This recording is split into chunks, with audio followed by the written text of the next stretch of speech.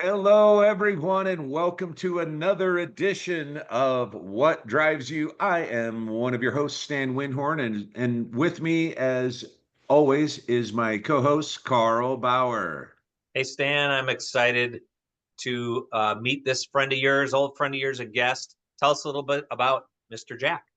Okay, yeah, we've got an interesting guest today.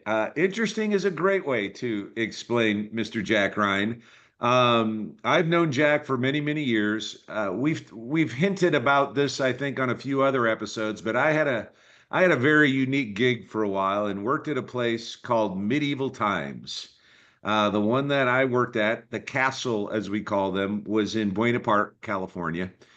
And I went out there with my TV show one time, and one thing led to another, and I was sort of like the fill-in guy. I wasn't there all the time, but I would come out a few times a month and get to ride the big beautiful horses and talk in the funny accent and everything. But when I first got there, there was Jack Ryan, and I still say to this day that if you want to really learn how to perform in a situation like that, just do your best Jack Ryan imitation. But Jack's gone on to do a lot of other things since then. Enough about that. Jack, welcome to What Drives You. Well, what a pleasure to be here. I got to tell you, I've heard so much about your podcast, and I'm honored. Thank you for inviting me. I'm looking forward to this. Let's talk. Okay. Well, let me just start with my first experience with Jack at Medieval Times. So I got initiated very, very quickly. When you first start out in the show department, the first role that you end up playing is, at that time we called it the Count. Now it's the King. But it's a speaking role, but it isn't as extensive as the King of Arms, which was the next step, and then finally the Master of Ceremonies, which is what Jack would play. But I'm playing the Count for the very first time. I'm up on stage in front of 1,100 people. We're on this dais. I'm sitting on the throne next to my Contessa, and Jack comes up and he's got a full cup of water in his hand and he bows. He goes, says something about Your Majesty, it's so great to see you. And as he bows, he pours the cup of water in my lap. And then I I look up did. and I see this look on his face, and I'm like, I get who this guy is, and I also get what's going on in this place, and I like it. Many jokes to follow. Don't take yourself too seriously there. It's funny. When I first got hired at Medieval Times in 1986, and the poor guy that was the master of ceremonies had worked there for a solid like 45 days without a break. So it's interesting that you were doing a TV show at the time. I was doing a radio show. I was doing an entertainment show Huh. on a drive time slot. And so, under the auspices of the radio show, I'd go see the Medieval Time show. And the funny thing was, apropos of nothing, the director of marketing says, "Do you have any acting background?" I said, "Well, yeah, I do. I was classically trained and all this kind of stuff." She said, "Would you like to be in the show?" And I was like, sure. And this was a Monday, and I did my first show at Medieval Times the following Thursday. So Monday, Tuesday, Wednesday, Thursday, I was on stage. I had 3x5 file cards, which had my script in it. I had not worn my contact lenses. So there's a film crew that's there, and there's film out there of me doing my first Medieval Time show, the first of 1,400 shows that I did. And I'm like reading the file cards like this, and every once in a while I pop up. Okay, it's the most horrific thing that could possibly happen. Now they were going to fire me after 2 weeks. The first script that we had was really it was the first script we had was like 4 pages long. It was written in pidgin English. I'll give you an example. So the word wicked, Wicked, was written weeked, Weeked, Weeked Green Knight. Okay. So and I couldn't do that. I couldn't do the show the way they wanted it done. It was an action show that had sequences that needed a story. Yeah. So I knew I was in the trick box with management at that particular point in time. So before the show started, I went up to the tech booth and I said to the guys running the tech booth at the time, I said, "Listen, I'm going to try some new stuff, and I'll hit the cue lines. Just listen for the cue lines." They perked up because they'd been hearing this show for like, they just opened 45 days ago, and it was the same thing. So I started working new things into the show. I started telling a story. There was a backstory now and all this kind of stuff. And suddenly, 3 months later, I become the show manager. I don't know how that happened. Okay. And then from there, I became the national production manager. And you know this because you were there for a bunch of these things. We opened up, while I was there, we opened up 8 different medieval times castles. Yeah, there's 11 now, I believe, Jack. I think they've gone up to 11. But yeah, I was going to ask you about that because I knew you were there very early on. And it didn't take very long for me to realize that you were a really integral part of developing at least what the show was then. I didn't realize that you came from the radio thing to get there, very similar Yeah. to me, but Yeah. It was a really unique situation, Stan, and I'll tell you why. There was so much potential there. First of all, it was a great action show. We had guys that knew how to ride, they knew how to sword fight. They had come from the first castle that was built in Kissimmee, Florida, for the most part. So the core the core group of performers that were the Knights of the Rome were really good, and I saw that right away. And they needed some flesh. They needed to be introduced as their characters, and then as time went on, they would assume the characters. So if you were playing the Wicked Green Knight, and there was a Wicked Green Knight, you'd come out, you'd ride out, and your crowd would cheer at you, and basically give the finger to everybody else, virtually, but nonetheless. Okay. So for the first time, the audience reaction started to change. So the cheers and all that kind of stuff became really wild cheers, and the boos became really wild boos and all those kinds of things. And it was enervating because suddenly, you live as a performer for your audience reaction, right? sure. So during the Gulf War, I got into trouble for this. During the Gulf War, at the end of the show, I'm not giving anything away because the show's totally different from when you and I did the show. So during the Gulf War, everybody was a little soured on Saddam Hussein. Okay. All right. So at the end of the show, the bad guy, the Black Knight, rides out, Yes. and over the microphone, I said, "Oh no, it cannot be! It's Saddam al Husseini!" And there's an audience going, "Yeah, they're just gone crazy," and all this kind of stuff. And we did this for a week. And then my director of marketing walks up to me and she says, "You can't do that anymore." And I said, "Marianne, how come I can't do that?" And she says, "Well, we're getting some phone calls. We do have an Arab and Muslim community here in California. They're hearing stories." And I said, "Oh, but Marianne, the audience loves this character because he's so wicked." And she says, "I'm sorry, you can't do that anymore." And that's kind of the way things worked at medieval times. You could do stuff to a certain point, and then management would kind of rein you back a little bit. A lot like the first horse you were on. Yes, very much so. Yeah, in fact, that was what I really loved about it when I was there, and things did change, but we had we had to hit the cues, and the story was the story, but you could kind of make things up as you went.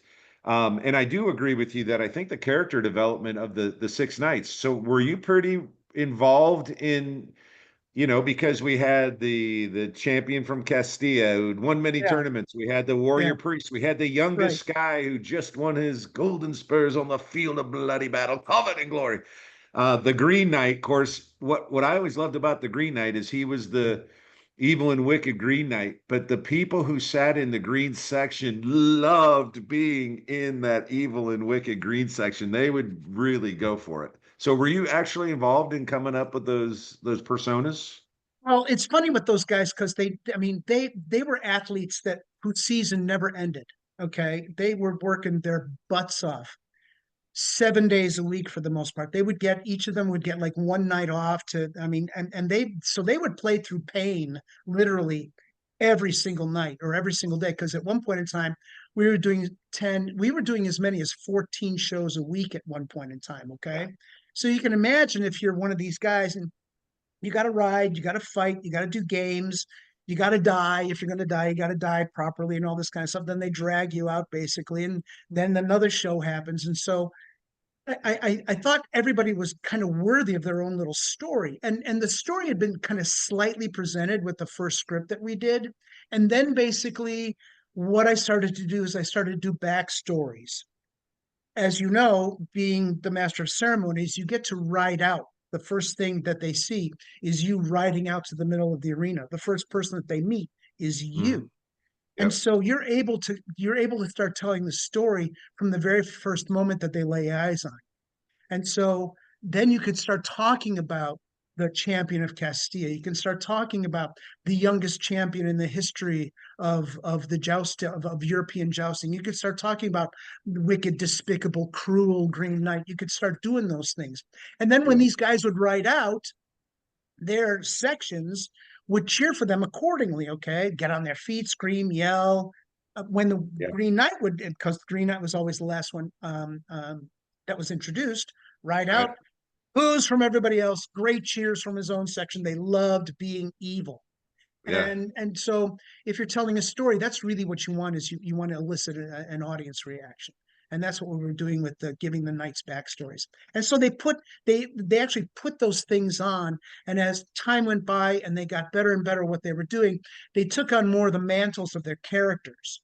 And so I Right. think that's what made the show really good, because now everybody was an ensemble.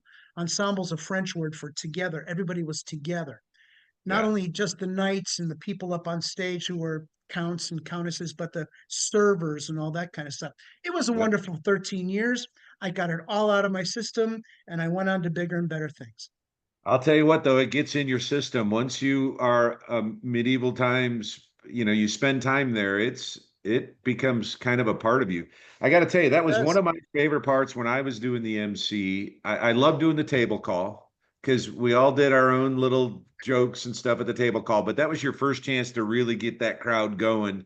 But I really loved the introduction of the knights because you could really put a lot into it, and there's something really rewarding of getting a whole bunch of people yelling and screaming when you want them to.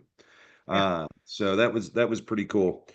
Well, Can one I other thing I want to say. Oh, go ahead, Carl. can I jump in real quick? What Sure. intrigues me about just hearing the energy, and you guys are, reliving some glory days. But what's cool about, and a similarity that I see, is WWF to this. Like, this is one of the few arenas where the customers or the viewers can actually get it, yell, curse, scream, whatever. Also, they're drinking beer, eating a turkey leg. I mean, it's just a unique experience. And when you see what WWF, which again is make believe, I think mostly, right? Great athletes, but again, compared to, and then the rise and fall of even the MMA stuff, the fact that the viewers can be so emotional is just really unique. Yeah, I believe that you are spot on with that. It is, we're part of and a parcel of all those kinds of things. Of course, nobody really buys into the fact that these guys are, going to hurt each other, kill each other, or do whatever. And it's funny you should mention it, because one of my best friend growing up in grammar school, his dad was best friends with one of those wrestlers from the late 50s, early 60s. Mm. So we used to get free tickets from him to the Erie Crown Theater. We were 10, 11, 12 years old. And so we would meet these guys, literally meet these guys, because they let kids run up to the arena, to the ring. And so we would tug on their socks and take a look at them, and they couldn't care less about us, okay? But you saw these massive athletes up close and Yeah. personal for the first time in your life. And as a 10-year-old, what they were doing was totally absorbing. You had you had so much fun, and you, as a 10, 11, 12 year old, you believed it. Now, as you got older, obviously, your point of view changes a little bit, and they're performers making a performance and doing what they do and all that kind of stuff. But yeah, I do believe that there was a serious element of World Wrestling Federation and what Medieval Times has done and still does. I agree. In fact, Carl, you've made the comment that, yeah, it's pretend. The fights at medieval times are choreographed. Although the better the night, the less it looks like it's choreographed. That's kind of part of the point. But here's the thing: they are real athletes, and I'm sure this is the same thing with the WWE. If you get slapped in the face, even though you're not really getting punched, it still hurts. And I went through some things where I would do some of these things that the knights do. And even though they've got a steel shield, when it's getting smacked with another steel sword, it hurts every single time. When you fall off a horse, it hurts every single time. But these guys would do it over and over and over. In fact, real quick little story is they shot the cable guy with Jim Carrey there at our castle. And I remember they brought in a guy to fall off the horse on the joust. And they kept doing it over and over again. But when our guys went out to do their part for the thing, first of all, it was done in one take. And this is probably a 6, 7 minute fight, starting off on horseback and all these different things. Well, the real stunt guys, the Hollywood guys, they were calling their friends. I was standing next to them. They're like, you can't believe what these guys are doing. Because in the movies, a sword fight is strike, strike, block, cut. Okay, we'll move the camera over here. Where these guys are doing these long fights. And when the real Hollywood stunt guys found out that our guys, the knights, they were probably making $15 an hour, maybe at that time, Yep. and falling off a horse 3 or 4 times a night. These guys are like, I don't fall off a horse for less than $4,500 one time. So they couldn't believe what our guys would do, especially for the pay. Yeah. But yeah, It's crazy. yeah, Crazy. It was good pretty cool times. stuff. Yes, So sir. one other thing, and I want to move on to some of the stuff you've done since then, Jack. But one of the things that Jack and I bonded over at Medieval Times, and man, you were such a big help to me, is I got the contract to produce the Halloween show. We Medieval Times wanted to capitalize on Knott's Scary Farm, Knott's Berry Farm's version of Halloween, which they're the biggest and the best in the world of haunted attractions. And the Knott's Berry Farm is literally 3 blocks away from Medieval Times. Yeah, right down So the that street. was a big draw for them, right down the street. Yeah. So we developed the Battle of the Sorcerers, and this Jack was so helpful to me. My original script was way too wordy, so Jack helped me. You just helped me through that whole production, and I mean hours and hours and hours and hours uh, were put into doing this, and I think it was a really great show. We changed That a few first, things. yeah, that first show was memorable. That first, and we were up for 2 weeks, right?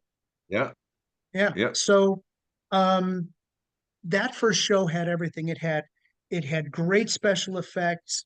It had really sharply delineated characters that really kind of sort of invested in their performances.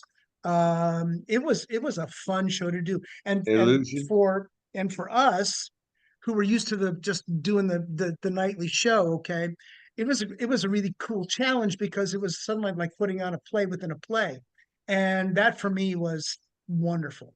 Yeah. Well, we won't go into the details of this, but we had to get up, Carl, super, super early one morning to go do a live morning show up in LA. And I don't know if we were just punch drunk for being so early in the morning, but I don't know if I've ever laughed as hard or as long, but we're all the way up there. We're laughing, we're laughing. Then it comes time for us to go live. And to say that things didn't go quite I mean, just about everything we tried to do didn't work. couldn't My I couldn't I couldn't find the camera, first of all. It was a 3 camera shoot. Okay. So I'd be going, and ladies and gentlemen, and then I'd look around, oh, you are? And then I'd say something to the effect of, we're gonna do this and this, and then we beheaded somebody in the TV studio with a guillotine. uh And it was a great effect. And they played it in slow motion at the end of the segment over and over and over again. And you were so Forward and pissed back. off. You were so pissed off because they gave away the illusion. No, Dave Hamner Oh, he was the illusionist that we hired. he He's was a the great guy. illusionist. In That's right. fact, Jack, I just talked to Dave Hamner today. He's going to be a guest on What Drives You in a couple weeks. But he That's was cool. so upset that they gave away the illusion because that's his living. You don't Yeah, give away it's his illusions. living, But man. yeah, Yeah. that was a great experience. So Jack, you left medieval times, and Carl, you're going to relate to this, but you got into the car business, I Jack. did. I got into promotional advertising in the automotive retail industry, and I did that for about 11 years. The money was absolutely fantastic. It blew my medieval times salary out of the water. It enabled me to buy a Well, house in Southern California.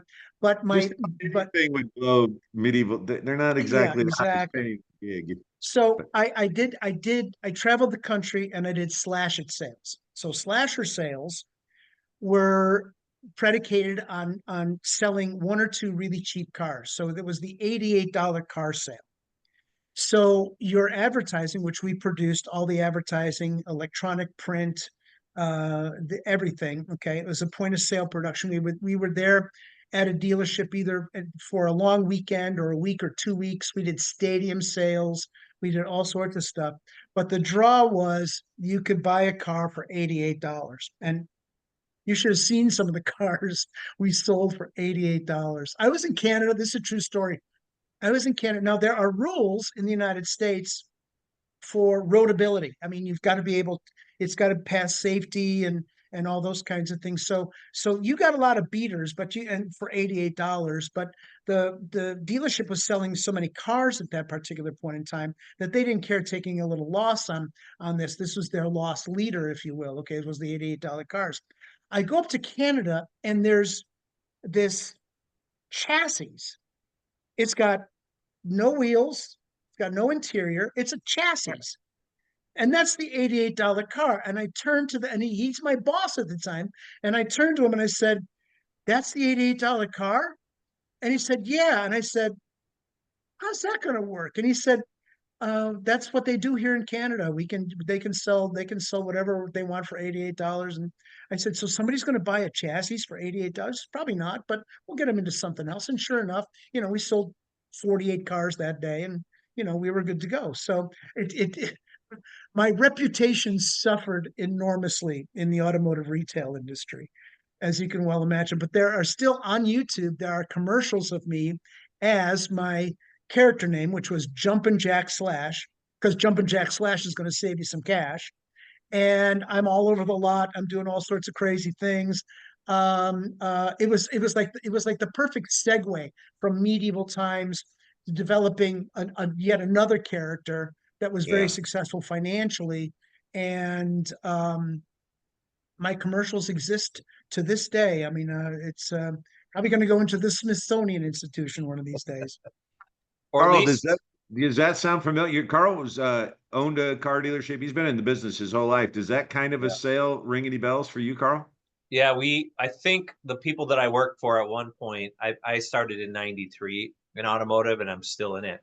And it's been a wild ride, but we copied your idea and we did a $5 car sale.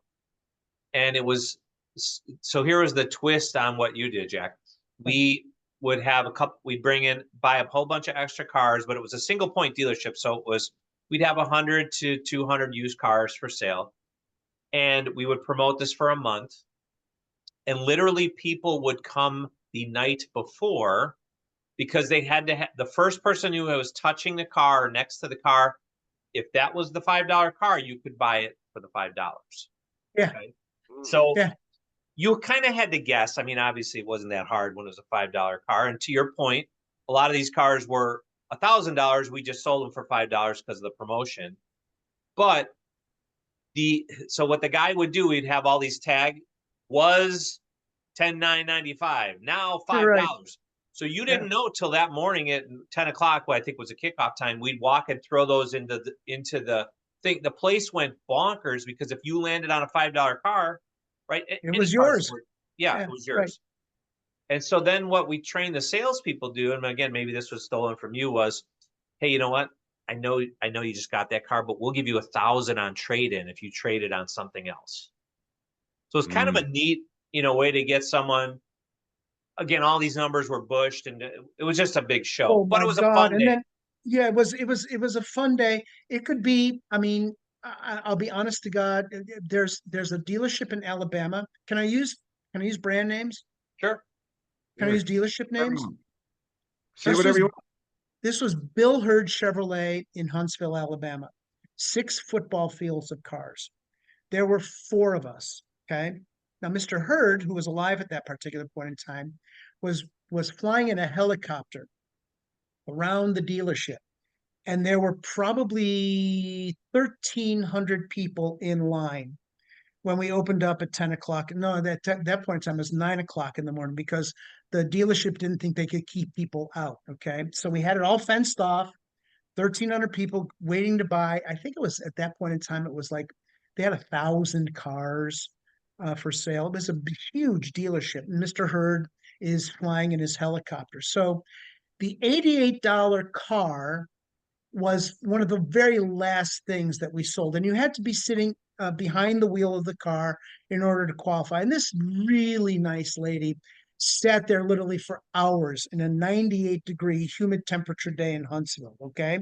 So by the time we got around to her and sold the car for $88, she was so happy. She was moist, but she was so happy. She was hugging everybody and all this kind of stuff. And so the salesman says, okay, I'm going to jump in the passenger seat. There's this big long driveway up to this palatial dealership. Okay.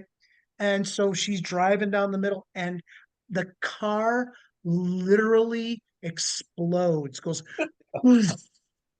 and there's steam coming out of it, and I think a wheel fell off, and Mr. Hurd's helicopter stopped right above, and you can almost hear the radio going, "What the hell's going on down there? Jesus Christ, that car just exploded!" People were falling out of the car. So everybody ran. Okay, everybody was good. Nobody was injured. Okay, it was just that car's time to go.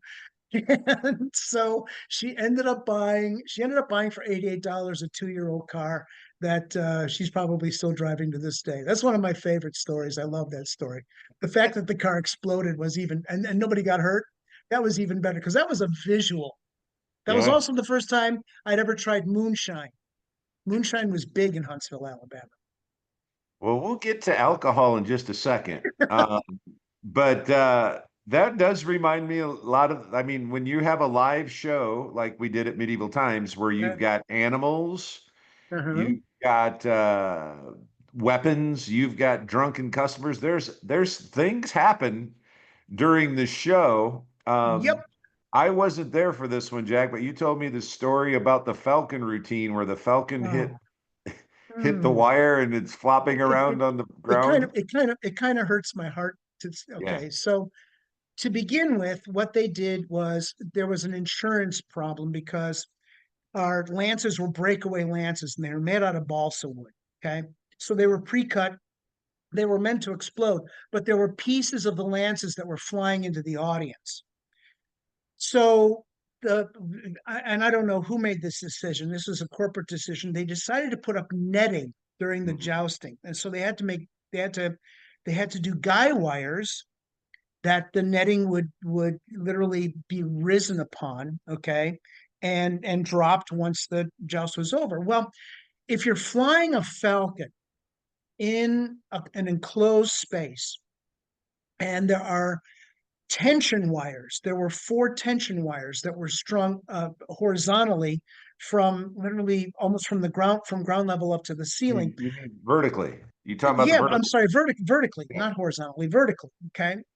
Eventually, you're going to have a terrible accident. And sure enough, and it was months after these things were installed. And I thought to myself, well, maybe this animal does have this kind of sixth sense or can see it or whatever, because she was very clever in avoiding the wires for the longest time. And then it was one night where she zigged when she should have zagged, and she caught a wing and she kind of flopped down into the arena. And our falconer at the time gathers her up and runs off stage with her. Okay. And there's kind of a hush in the crowd. And wanting to keep things going, I say, not to worry, ladies and gentlemen, that often happens in the wild. Um, there are things that happen to especially to birds, and I'm thinking to myself, I'm like 20 seconds into this thing, and I'm thinking to myself, oh, Jack, you are so full of shit. You really are. And this is, and so everybody, and then of course now another action sequence, the Knights of the Realm, and they come out and everybody kind of forgets about the bird, right? So it we didn't fly a falcon after that particular incident, but I told you that story the morning that we went to KTLA to do the early morning show, Oh, is that right? because Okay. you had never heard that story before, and Ginger was in the car with us, okay? Right. And of course Ginger was the He falconer, and was she our was falconer outraged. at the time. She was outraged, and I said, well, you know what? And you looked at me and you said, well, what did you say? And I said, well, I told the audience that it happens all the time in the wild, that there are these wires in the forests that, and you can shear them. A bird can shear a wing off. You never know what's going to happen, but they survive. They survive on one wing. Okay. They limp for a little while. Everything's, and you were in the back of the car, and you had tears running down your eyes. You thought it was the funniest thing you'd ever heard. And Not that I the had bird got tears. hurt, that your response, Yes, that's what I was laughing exactly. at, not that the bird Yeah, got hurt. that's yeah. Because oh, it happens all the time in the wild, ladies and gentlemen. Not to worry, it's okay. So that was that story. Yeah, Ginger wasn't happy. All right, I got one more medieval Your times. audience, yeah, I will tell you, wait a second. Your audience isn't going to like that story at all. You're going to get letters about that, Nah, but it does happen. There's injuries. Lots of the people. I mean, stuff happens. But the other especially, funny story, especially in the wild. yes.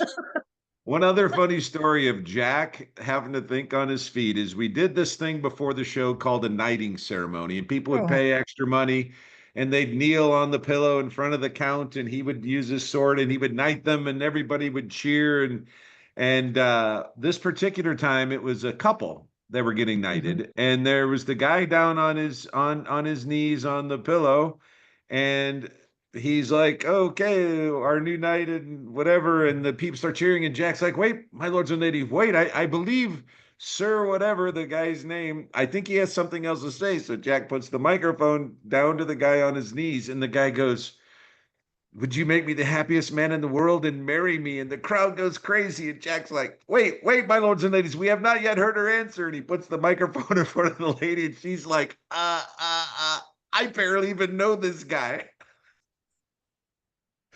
And Jack's like, well, my lords and ladies, we'll get back to you later with a final answer on that one. But great times.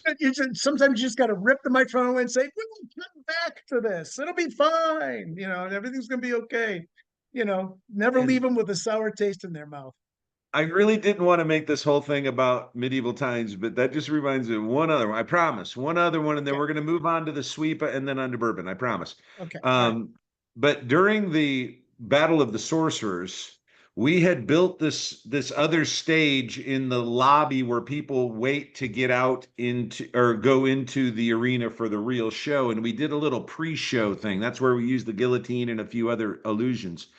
But I don't even know how I ended up with a super soaker back there. But before the show, me and another guy named Matt Clacker, we'd open up the curtain just a little bit, and Jack would be way on the other side. He's in costume and everything, and we'd just give him a little shot in the head of his super soaker. This is going on for weeks.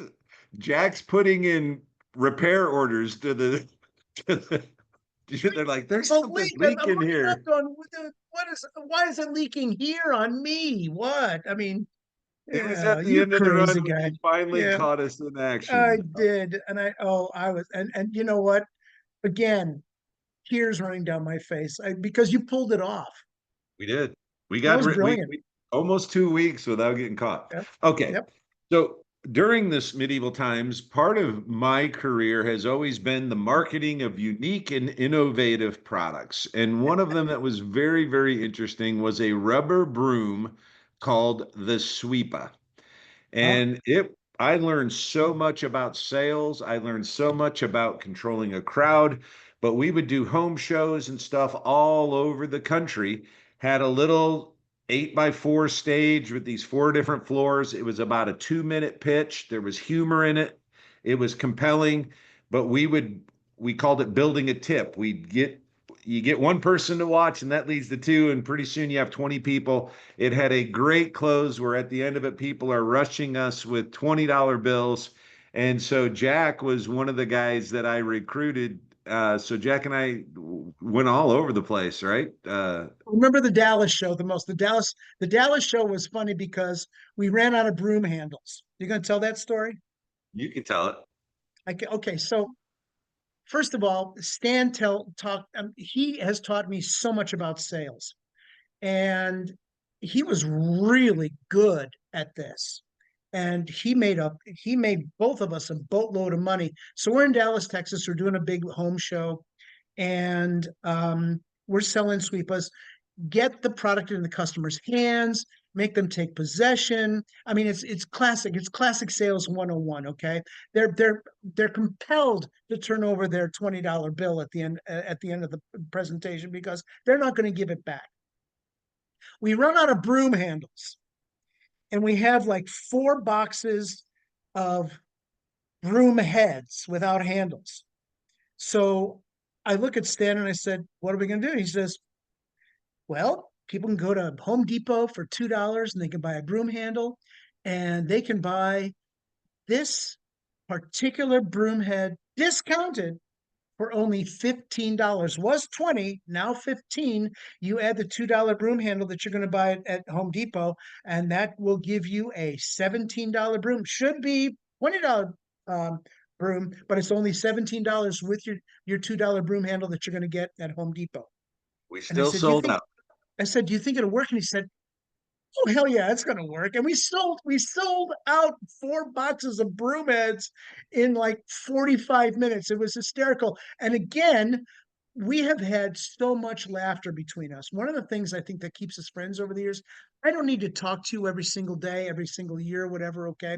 But whenever you and I talk, we've had so many wonderful shared experiences Yeah, that and it brings us back all the way to not only why we're friends and what we do as friends, what we did as friends, but no question. that was amazing. That was absolutely amazing, Jack, and I serious. laughed as hard. Go ahead. No, serious Good. question though. Yeah. Have you ever been slapped in the face by Stan? No, I have Probably. not. Not that I Okay, just recall. checking. Just checking. Okay. Okay. Because Hey, you have. Well, we'll talk about that off the All air, right. but All maybe. right. All right. All right. it was with love, and he It needed was. it. Oh. Um, Oh. Okay. all All right. right. So, Carl, I've got a question for you because I want to be respectful of Jack's time because Jack and I could talk about this for we could talk about the old times for days. Hours. Yes, but Carl, are you a bourbon drinker at all? I am not. I do have a bunch of friends who are doing the whole, which blew my mind, the culture of these whiskey drinkers and these bourbon drinkers. Like they have built, Jack, literally secret bar slash speakeasies in their basement with these collections of this stuff. So I am intrigued by the whole thing. To me, it all tastes like turpentine, but educate me and tell me why I should be drinking bourbon and what's the Why what you is should it? be a bourbon drinker. Okay, so I am myself a professional drinker. Um, cut my teeth on wine. I have my beautiful wife to thank for that. My wife of 27 years, and so the reason it's important to know that is because we're up in Paso Robles, California, and we're tasting wine, and we meet this couple, and it's obvious from their accents that they're not from California; they're from the South. So we literally are having our very first 5 minutes together as this quartet, and they're asking us where should we go in Paso to taste wine. This is our first time in the valley, and so we were very familiar with the valley, so we told them some places to go.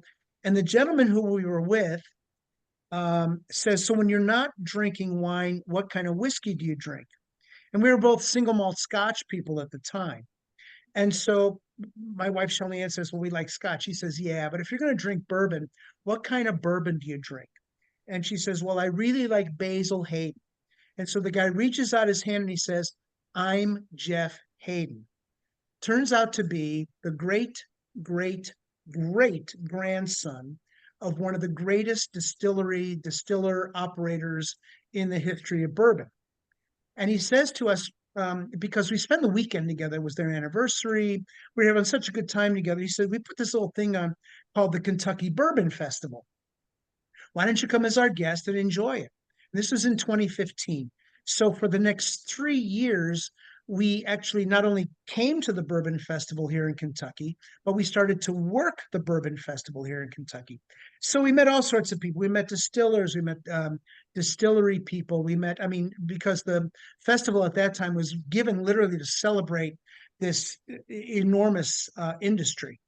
Were you Um, selling were you selling bourbon or were you selling sweepas at the time?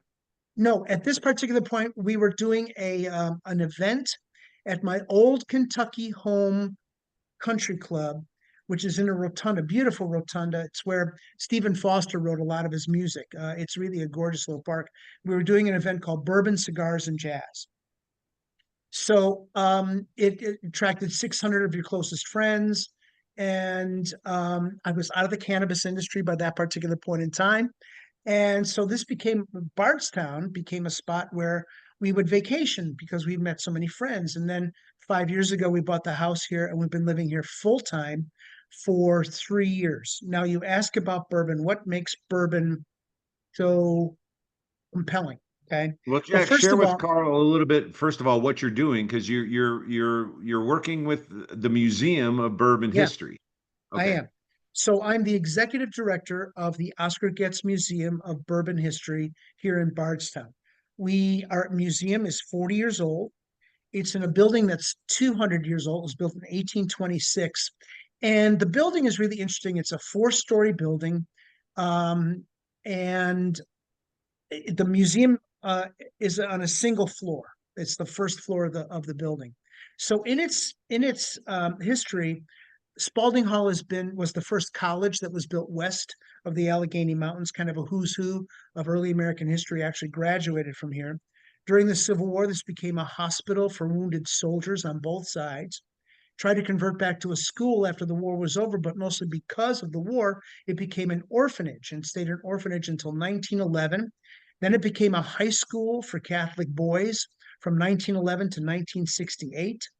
Then this huge kind of weird building was the private residence of a family of four for 11 years. And then in 1984, this became the Oscar Getz Museum of Bourbon History.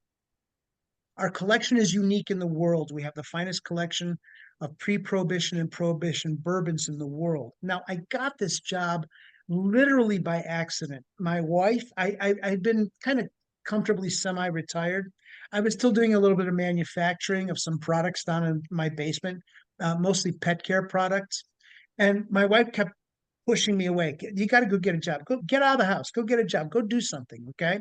So I'm sitting at coffee one morning with two friends of mine, and and they're talking about this lady who is the director of this place who's leaving.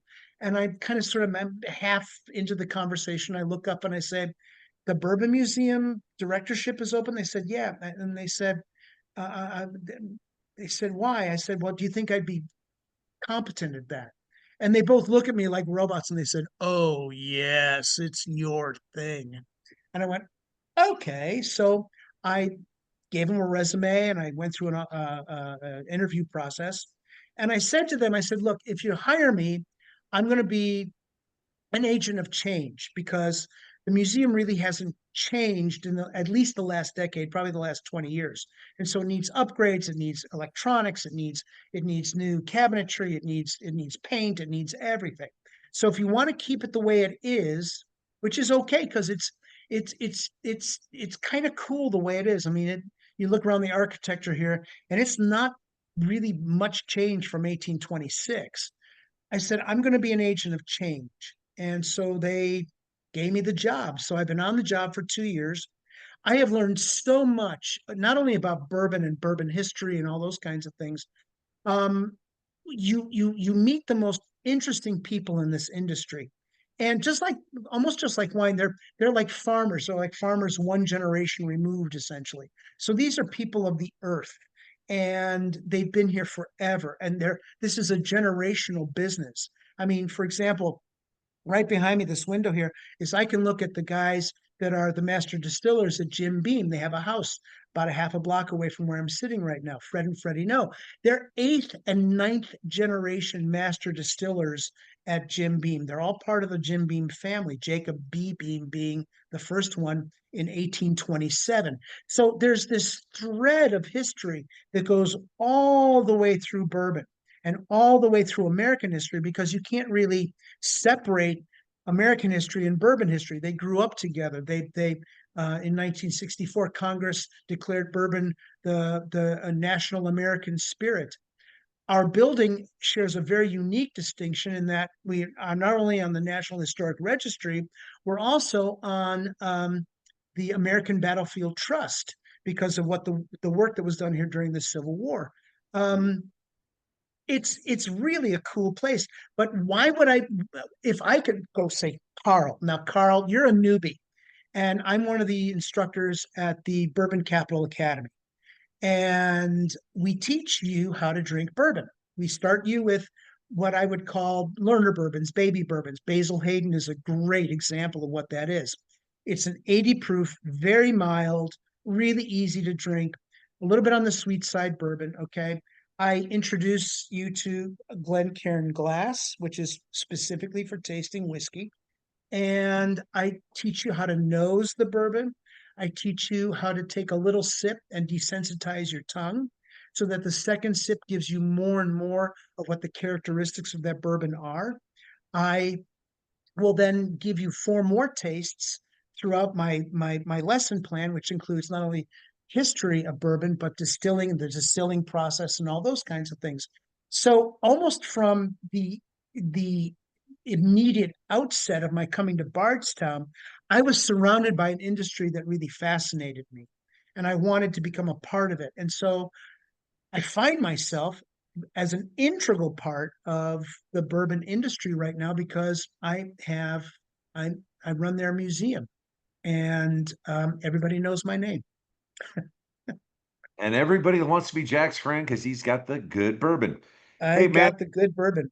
Yeah. I want to be super respectful of your time, but I so appreciate not only walking down memory lane, but we may have to have you on again sometime and we can talk a little bit more about bourbon and the museum. I would Uh, look forward to that. I would love that to happen simply because there is, I mean, we've covered this much and yeah, there's so much more to cover. And fun stuff. I like talking to my friend Stan and my new friend Carl. All right, well, Carl, I'm going to turn it over to you. So this is a part of the show, Jack, where we do the same thing with all of our guests. I'm going to let Carl explain what's going to happen next. Okay. Well, Jack, yeah, thank you. Again, I appreciate short notice jumping on, and just you have an exciting history, an exciting future, and definitely, absolutely, we're going to come down and visit you and get the whole lesson plan and the tour and all that. I just did one in Puerto Vallarta with my wife. We did a tequila class like that, and the guy was unbelievable. So Yeah. look forward to learning. Um, so as Stan said, we kind of birthed this thing out of COVID, this idea for this show, and it was really going to be about cars, what drives you in cars, and just all about cars. And then we thought it's kind of limiting. This is really more about what drives us to get off our hinders and do something in life, whether it's a YouTube channel or a career change like you, or moving across the country, whatever it is. So we've got 2 little parts that we kind of do every guest. One of it's about real cars. So we'll touch on that first. And then the last part of it is our words of wisdom. We call it our wow question. And it's really just, what would you tell 18-year-old Jack, or your kids, or somebody else's kid? Something you wish you'd have known then that you know now, right? After Okay. Sure. 40, 50 years. So question number 1 is, what was your first car? 1965 Mercury station wagon, which my girlfriend totaled about 8 months after I purchased it for the grand total of $200. I swear I thought you were going to say you bought it for $88. It That was a it good one. probably ended up being an $88 car. Probably. Okay. Yeah. What was, of all your cars that you've owned, and having been in the car business, you probably saw a bunch of them. What Mhm. was your favorite car? My current car is 15 years old. It's an Infiniti G37 with a tech package and a rag top. So it kind of transforms. I love the way the roof works on this thing. It was my wife's car for a while, but I bought her another car specifically so I could have this. And I am in the process of refinishing, which should be pretty much any day now, a 1960 MGA. Wow. Yeah, and so I'll have that in Kentucky when you guys get here. Little We'll side, tool around. little Tooler, yeah, little Roadster. Yeah, Okay, and then what is your dream car? I've got a million of them. I growing up with James Bond. Ah, you probably have heard this before, okay? But just okay, the name of the The car Aston escapes me. Martin? What is it? Aston Martin. Yeah. The Aston Martin, or a Jaguar XKE. My friend Simon out in Las Vegas recently bought an XKE, and he drives it like once a month because it's kind of a hangar queen. But I always love the car shape. I think it's a fantastic. So between the Aston Martin and the XKE, British cars, they end up in your garage for the rest of their lives. But you know what? It'd be fun to have. Yeah, they're cool. My uncle had one. Both of those cars are similar vein to the a lot of people have said, or a few people have said Porsches, but Yeah, all three of those cars look like they're moving even when they're not. So they're pieces yeah. of art, in my opinion. The thing with Porsches is it sounds, I mean, I'm sorry, I'm gonna really offend a lot of people with this. Porsches sound like they got lawnmower engines. They're just not my favorite sounding car. Looks okay. There's better stuff out there. Yeah, yeah, that's true. All right, and then your words of wisdom. So again, Stan shared with you a little bit in our pre-call. Doesn't need to be profound, doesn't need to be a novel. It could be something as easy as be humble. We had somebody say that. Yeah, Be nice. yeah. So fire away. What would you tell young Jack? I always wanted to live an exciting life. My the first job I trained for, I was a field paramedic for Chicago Fire Department. And I did that for a couple years, then moved to California. Fortunately, I had reciprocity of license. So I took care of high risk patients at that particular point in time. I rode polo ponies. I trained polo ponies for a while, which taught me how to ride, which made me acceptable to ride at medieval times. I did medieval times for 13 years, but before that, I did a radio show during a drive time slot. It was funny. I was broke 95% of the time, but I got to eat everywhere and go to all the great parties. When I moved to California, it was all about me creating a paid career as an actor, and I did that successfully. I didn't make a lot of money, but you can see me on Nick at Night at 3 o'clock in the morning. I do character work on some old TV shows. I always wanted to have the wife that I have right now. She is my dream girl. I cannot imagine my life without her. My parents were great role models because they loved each other demonstrably, physically loved each other, basically until the end of their lives. I wanted to live someplace that was really beautiful in Southern California.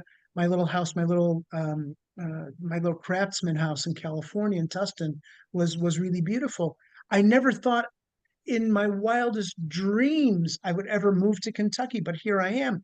I have a house on 2 acres of forested land. I see deer in the morning.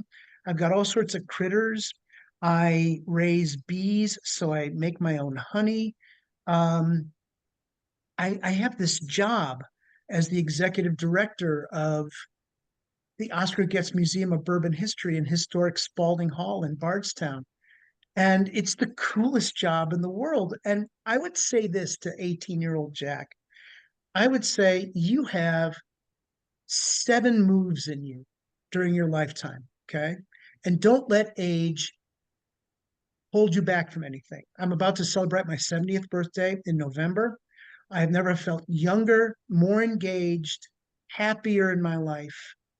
You just keep your head down and keep moving forward, and you attain all of those things that you want to do. Do those things. It's funny how if you maintain enough momentum, the things that you've always wanted to do will come to you. Nice. I Man, like it. 70 years old and look at that head of hair. It's just not Yeah, look fair. at that. It's crazy, isn't it? I know. Very Despise you. jealous. Yeah. Hey, Jack, thank you so Yes, sir. much, buddy. It was great Gentlemen. catching up with you. Um, I think we'll have to have you on another episode sometime soon. We'll cover some more ground, but I Because appreciate you. I've got lots. I do have lots. Yeah, I know. Thank you, Jack. Carl, always good to see you, buddy. Everybody, thanks for joining us for this edition of What Drives You. We'll see you next time. Take See y'all care. later.